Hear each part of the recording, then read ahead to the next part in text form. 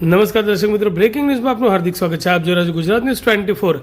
આજ રોજ વિરાટનગર ખાતે મંગળ પાંડે હોલ ખાતે કોંગ્રેસ પાર્ટી તરફથી ચાત્રો કી ગુંજ કાર્યક્રમનું આયોજન કરાયું, જેમાં દેશના વિદ્યાર્થીઓ જેઓ પોતાનું ભવિષ્ય બનાવવા તનતોડ મહેનત કરતા હોય છે ત્યારે પેપર લીક જેવી ઘટનાઓ બને છે. ત્યારે એ વિચારવું રહ્યું છે કે શું દેશ સુરક્ષિત હાથોમાં છે કે ભ્રષ્ટ લોકોના હાથોમાં.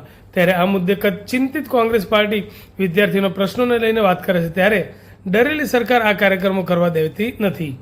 આજ રોજ ઓઢવ ખાતે વિરાટનગર મંગલ પાંડે હોલ આવેલ છે, જ્યાં હોલની અંદર જમવા સાથેની શાંતિપૂર્ણ રીતે કાર્યક્રમ યોજવાનું નક્કી કરેલું હતું, પણ આ કાર્યક્રમ આજ સવારે કેન્સલ કરી દેવામાં આવ્યો છે, જેને લઈને કોંગ્રેસ કાર્યકર્તાઓ હોલની બહાર ઊભા વિરોધ દર્શાવી રહ્યા છે.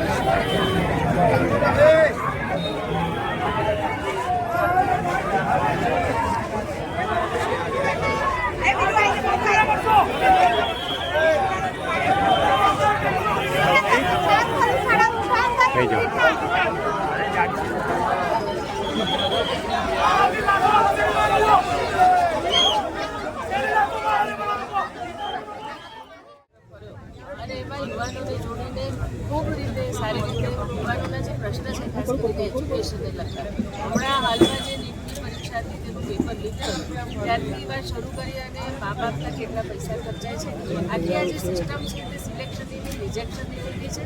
આ બધા મુદ્દા ઉજાગર કર્યા અને આખા દેશમાં જે યુવાનો છે અમારા કોંગ્રેસ અને બીજા તમામ યુવાનોને કોલ આપ્યો કે તમારા જુદા જુદા સ્કૂલોમાં, કોલેજીસમાં, ટ્યુશન ક્લાસીસમાં, કમ્યુનિટીમાં જઈ અને યુવાનોને મળો, એમની સાથે આ મુદ્દાની વાત કરો અને છાત્ર ગુંજની જે આખો કાર્યક્રમ છે તેનો વધારેમાં વધારે ફેલાવો કરો.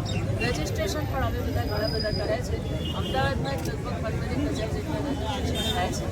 તો એના પગલે અહીંયા આગળ મંગલ પાંડે જે હોલ છે પાછળ, એમાં આજે છાત્રો કે ગુંજનો કાર્યક્રમ કરવામાં આવ્યો હતો. ખૂબ જ શાંતિપૂર્ણ રીતે યુવાનોને સાથે રાખીને આ કાર્યક્રમ કરવાનો હતો.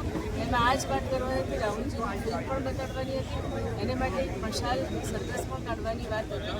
પરમિશન માગવામાં આવી કોર્પોરેશનમાં. જયવંત શર્મા જે અમારા કોર્પોરેટર છે એમને હોલ પણ